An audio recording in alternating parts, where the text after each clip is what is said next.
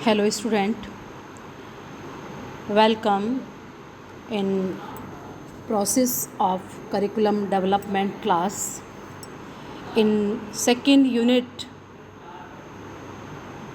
today I will discuss about humanistic approach to curriculum development. जैसा कि पाठ्यचर्या विकास के विभिन्न अप्रोचेस के बारे में हम पुराने लेक्चर्स में आपको बता चुके हैं, आज जो हम लेक्चर डिस्कस करने जा रहे हैं इसके अंतर्गत मानवतावादी दृष्टिकोण को हम पाठ्यक्रम विकास में किस तरीके से डेवलप करें। ये दृष्टिकोण प्रायः कोऑपरेटिव लर्निंग और इसमें इंडिपेंडेंट लर्निंग और इसमें हम छोटे छोटे जो ग्रुप्स होते हैं उनमें जो सोशल इंटरेक्शन होता है उन सब चीज़ों को, उन सब तरीक़ों को ह्यूमनिस्टिक अप्रोच में फॉलो किया जाता है।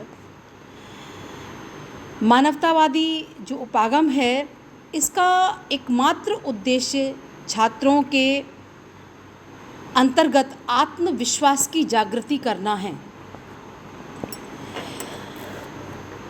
इस अप्रोच में हम बच्चे के सर्वांगीण विकास पर फोकस करते हैं, उसके होलिस्टिक डेवलपमेंट पर विचार करते हैं और ऐसा ही हम पाठ्यचर्या बनाने की भी कोशिश करते हैं। Emphasis student interest and experiences, इसमें छात्रों की रुचियां और उनके एक्सपीरियंसेस को ज़्यादा बल मिले ऐसे पाठ्यक्रम निर्माण को इसमें किया जाता है। Encourage creativity and self expression, इसमें बच्चों के जो कल्पनात्मकता है और उनका जो आत्म प्रदर्शन है, आत्म अनुभूति की अभिव्यक्ति है, उसको इसमें एक्सप्रेस किया जाता है और साथ ही इसमें क्रिटिकल थिंकिंग और प्रॉब्लम सॉल्विंग जो कौशल है उसको विकसित करने का पूर्णतया प्रयास मानवतावादी उपागम के अंतर्गत किया जाता है। इसमें जो इसके की प्रिंसिपल्स हैं वो है लर्नर सेंटर्ड करिकुलम। इसमें जो भी पाठ्यक्रम होता है वो हमारा छात्र केंद्रित पाठ्यक्रम होता है। इसमें छात्र को विशेष रूप से इम्पोर्टेंस दी जाती है। एम्फोसिस ऑन सेल्फ एक्चुअलाइजेशन, इसके अंतर्गत हम जो हमारी सेल्फ एक्चुअलाइजेशन है, आत्म साक्षात्कार को करने के लिए इसमें छात्रों को प्रेरित किया जाता है। उसको एम्फेसाइज किया जाता है कि वो सेल्फ एक्चुअलाइजेशन करने की ओर अग्रसर हो सके छात्र। फोकस ऑन एक्सपीरियंशियल लर्निंग, इसमें अनुभव शिक्षण पर विशेष रूप से बल दिया जाता है कि छात्र जो भी सीखें, जो भी पढ़ें, वो एक्सपीरियंसेस के माध्यम से उसमें सीखें। इसके बाद में development of emotional and social skill, इसमें भावात्मक और सामाजिक कौशलों का विकास करने पर विशेष रूप से बल दिया जाता है। एंकरेजिंग इंट्रिंसिक मोटिवेशन, इसमें जो हमारा आंतरिक अभिप्रेरणा है उसको एंकरेज करने का प्रयास किया जाता है कि जो भी कार्य बच्चा करे वो अपने इंट्रिंसिक मोटिव्स के आधार पर करे। इंट्रिंसिक मोटिव्स के आधार पर अगर वो कार्य नहीं करता है तो वो कार्य जो है बहुत अच्छा स्टूडेंट नहीं कर पाते हैं। तो बच्चे का जब इंट्रिंसिक मोटिव होगा, ड्राइव होगी, तब वो किसी कार्य को बहुत अच्छे से कर पाएगा। तो इंट्रिंसिक मोटिवेशन को एंकरेज करने के लिए मानवतावादी अप्रोच में प्रयास किया जाता है।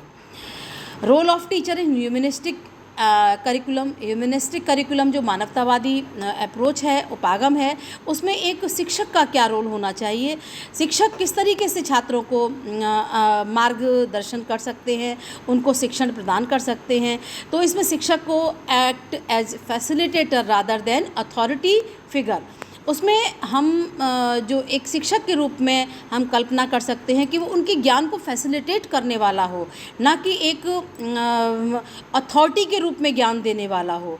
मतलब जो भी ज्ञान दे वो फैसिलिटेट करे, उसको मोटिवेट करे कि वो उस ज्ञान को प्राप्त करने के लिए उस ज्ञान की प्राप्ति की ललक जो है उस छात्र में डेवलप हो सके। नेक्स्ट है support student autonomy and decision making. छात्रों को हम उनकी जो उनका आत्मविश्वास है, जो उनकी ऑटोनॉमी है और जो उनकी डिसीजन मेकिंग पावर है, उसको डेवलप करने के लिए शिक्षक हमेशा उनको कक्षा के अंतर्गत और कक्षा के बाहर उनको सपोर्ट करें। Provide a safe and supportive learning environment. इसके साथ साथ एक सुरक्षित और एक सहयोगात्मक वातावरण शिक्षा प्राप्त करने के लिए शिक्षक को प्रदान करना अनिवार्य है कि वो एक सपोर्टिंग लर्निंग एनवायरनमेंट डेवलप करे। And encourage open communication and collaboration. और जो शिक्षक है उसको एक ओपन कम्युनिकेशन डेवलप करना चाहिए। कक्षा के अंतर्गत ओपन डिस्कशन, ओपन कम्युनिकेशन को एनकरेज करने का कोशिश करना चाहिए। और सहयोगात्मक रूप से किसी चीज़ को अगर स्टूडेंट सीखता है तो वो चीज़ें वो अच्छे तरीके से उनको ग्रहण कर पाता है, एक्सेप्ट कर पाता है और उनका अपने जीवन में भी अच्छे तरीके से प्रयोग कर सकता है। तो टीचर का रोल ह्यूमनिस्टिक करिकुलम के अंतर्गत एक महत्वपूर्ण रोल है। एडवांटेज ऑफ ह्यूमनिस्टिक करिकुलम, इसके अंतर्गत जो है हम छात्र की जो कलात्मकता है उसको इसमें डेवलप करने का प्रयास किया जाता है और उसकी वैयक्तिकता को हम इसमें निखारने का प्रयास करते हैं कि छात्र जो रुचि, अभिवृत्ति और कौशल इत्यादि लेकर के आया है तो जो हम उसकी जो वैयक्तिकता है उसको डेवलप करने का प्रयास करें। Improve student motivation and engagement. छात्र के मोटिव्स, ड्राइव, नीड इत्यादि को इम्प्रूव करने का कार्य इसमें किया जाता है। और अगर ये कार्य बराबर छात्र के स्तर पर किए जाते हैं तो इससे जो है स्टूडेंट का इंगेजमेंट जो है बहुत अच्छा होता है। छात्र जो है इसमें जो ह्यूमनिस्टिक अप्रोच में अपना 100% देने की कोशिश करते हैं इस करिकुलम के अंतर्गत, इस अप्रोच के माध्यम से। Developing problem solving and critical thinking skill. इस अप्रोच के माध्यम से हम बच्चे में समस्या समाधान और तार्किक चिंतन की योग्यता का विकास करने में सक्षम हो सकते हैं। And promote emotional wellbeing and self confidence. बच्चे के अंतर्गत एक भावात्मक वेलबींग को हम डेवलप कर सकते हैं। जो हमारी भावात्मक स्तर पर किस तरीके से छात्र जो है मतलब उस वेलबींग को डेवलप करने के लिए और सेल्फ कॉन्फिडेंस को डेवलप करने के लिए ये ह्यूमनिस्टिक अप्रोच अपना कार्य करता है कि बच्चे में इमोशनल वेलबींग को भी डेवलप किया जाता है इसके द्वारा और उसके आत्मविश्वास को भी इसके माध्यम से डेवलप किया जाता है। Challenges of the humanistic curriculum.